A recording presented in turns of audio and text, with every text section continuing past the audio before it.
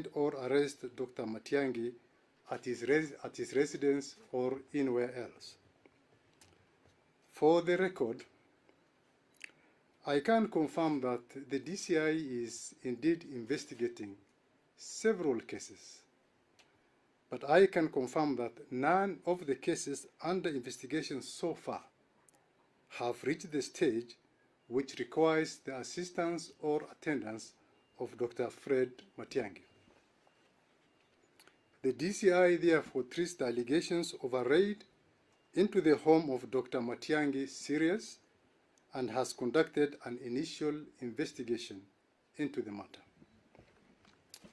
We managed to interview several witnesses, and our preliminary findings have uncovered evidence of a well-coordinated and a deliberate attempt to spread false information and incite public fear, unfortunately spearheaded by a person of the standing of a former Interior Security Cabinet Secretary.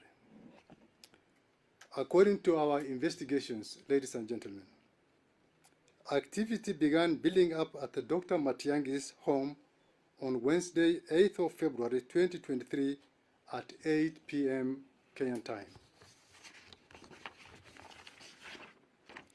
Initially, Dr. Matiangi informed his guards, some already interviewed by the DCI, that he was expecting guests who were lawyers and instructed them to grant access to his home upon their arrival. The lawyers arrived shortly after and proceeded to a meeting inside the house of Dr. Fred Matiangi. They were later joined afterwards by politicians led by none other than the former Prime Minister, Raila Odinga. After another few minutes, the lawyers drove off in 3 vehicles, leaving 3 other cars in the compound. And as they left, they informed the guards that they were going to address the press.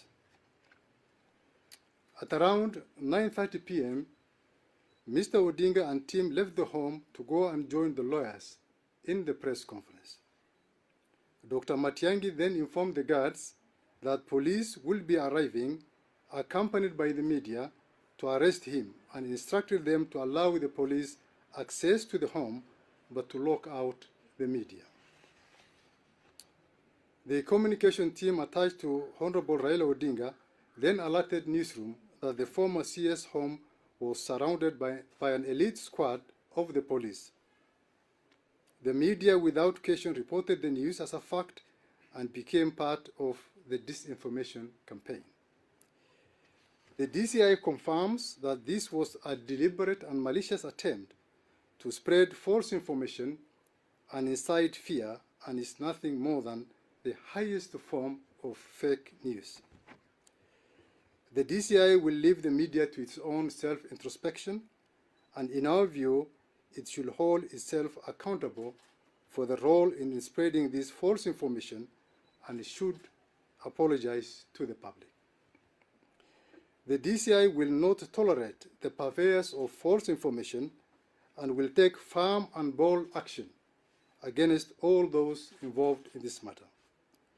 Peddlers of falsehood must understand that they will no longer get away with the careless acts targeted at the souls of our nation and national security. The DCI will continue to conduct its investigations into this matter and will soon announce the next steps in the proceedings. We assure the public of our commitment to due process and holding all those accountable, all those involved accountable for their actions. Thank you very much.